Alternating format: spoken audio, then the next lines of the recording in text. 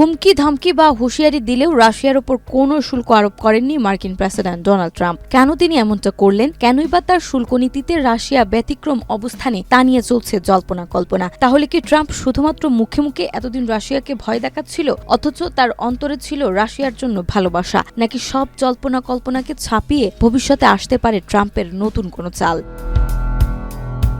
দীর্ঘ জল্পনার পর অবশেষে মার্কিন প্রেসিডেন্ট ডোনাল্ড ট্রাম্প 2 এপ্রিল মার্কিন যুক্তরাষ্ট্রে আমদানি করা প্রায় সব পণ্যের উপর 10% বেসলাইন কর আরোপের ঘোষণা দিয়েছে। তার নতুন পারস্পরিক শুল্ক পরিকল্পনার ফলে বৈশ্বিক বাণিজ্য সংঘাত আরও তীব্র হয়েছে, যা উচ্চ মুদ্রাস্ফীতি এবং বিশ্ব অর্থনীতির স্থবিরতার শঙ্কা বাড়িয়ে তুলেছে।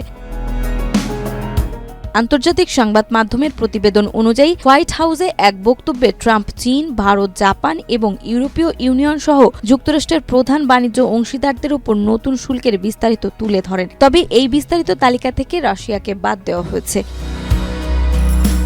বিশ্লেষকদের মতে তালিকা থেকে রাশিয়াকে বাদ দেওয়া অনেকটা অবাক করেছে, কারণ ট্রাম্প আগে ঘোষণা করেছিলেন যে ইউক্রেন যুদ্ধ বন্ধে ব্যর্থ হলে তিনি রাশিয়ার তেলের উপর অতিরিক্ত নিষেধাজ্ঞা আরোপ করবেন। এছাড়া গত সপ্তাহে ট্রাম্প প্রকাশ্যে বলেছিলেন ইউক্রেন ইস্যুতে তিনি রাশিয়ার প্রেসিডেন্ট ভ্লাদিমির পুতিনের উপর খুবই রাগান্বিত এবং বিরক্ত।